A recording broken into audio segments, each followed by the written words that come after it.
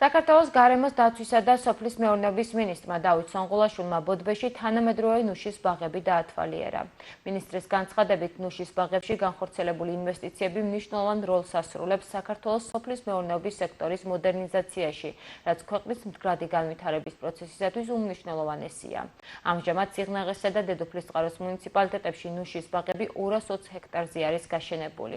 ახალი პროექტის ფარგლებში კი ნუშის ბაღების ფართობი 500 ჰექტრამდე გაიზრდება.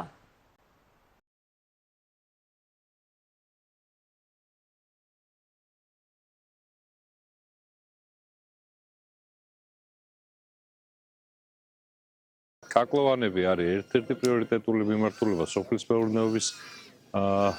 მეურნეობაში, ერთ-ერთი დიდი საექსპორტო პოტენციალის მქონე პროდუქტი. შესაბამისად, დღეს მოვინახულეთ ნუშის ბაღები, რომელიც არის კერძო ინვესტიცია 220 ჰექტარზე გაშენებული. ეს არის და 20 მილიონ დოლარზე მეტი ინვესტიციის მოცულობით. გეგმა არის, რომ 500 ჰექტარზე იყოს გაზრდილი. ძალიან დიდი მნიშვნელობა აქვს, რომ სახელმწიფოს მხარდაჭერა ამ პროექტის განხორციელებისთვის იყო მნიშვნელოვანი.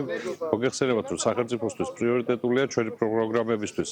პრიორიტეტულია, რომ შეიკრას სრულად ღირებულებათა ჯაჭვის ყველა რგოლი და შესაბამისად ჩვენ მონაწილეობთ პროგრამებით ფაქტობრივად ყველა რგოლში.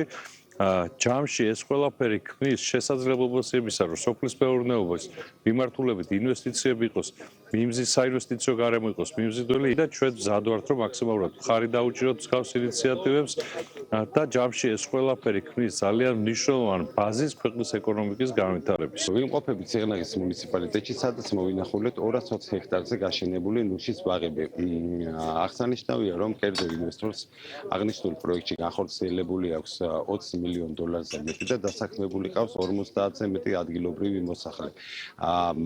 ინვესტორი გეგმავს 500 ჰექტრამდე განავითაროს აღნიშნული ბაღი. სწორედ სახელმწიფოს გონივრული პოლიტიკა აგროსექტორში განხორციელების მიზნით უზრუნველყოფს ადგილობრივების დასაქმებას, მეტი ინვესტიციების მოზიდვას ჩვენს რეგიონში, რაც თავისთავად გულისხმობს კახეთის რეგიონში დოვლათის